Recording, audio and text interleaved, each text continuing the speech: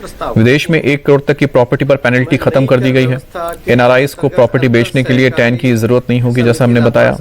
अब पैन के जरिए प्रॉपर्टी आप बेच सकेंगे एनआरआईज को। विदेश में 1 करोड़ तक की प्रॉपर्टी पर अब पेनल्टी खत्म कर दी गई है। एनआरआईज को प्रॉपर्टी बेचने के लिए अब टैन की भी जरूरत नहीं पड़ेगी।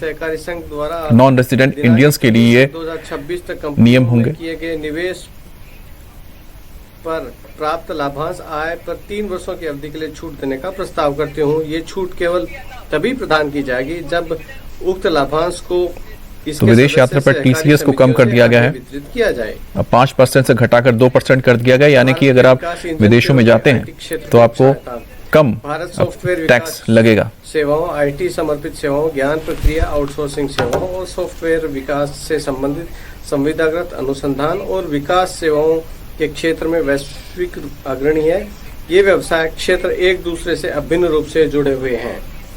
इन सभी सेवाओं को उन पर लागू 15.5% के एक समान सेफ हार्बर मार्जिन के साथ सूचना प्रौद्योगिकी सेवाओं की एक सकल श्रेणी के अंतर्गत सम्मिलित किए जाने का प्रस्ताव है। आईटी सेवाओं के लिए सेफ हार्बर प्राप्त करने के लिए सीमा को 300 करोड़ रुपए से पर्याप्त रूप से बढ़ाकर 2000 करोड़ रुपए किया जा रहा है।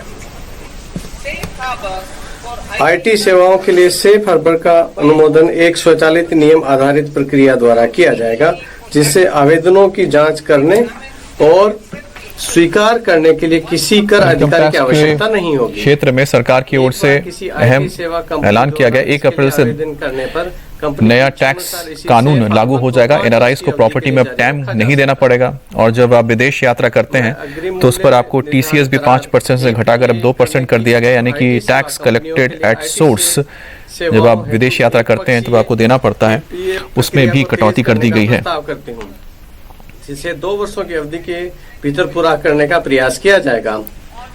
करदाता के अनुरोध पर 2 वर्ष की अवधि को आगे 6 महीने के लिए बढ़ाया जा सकता है।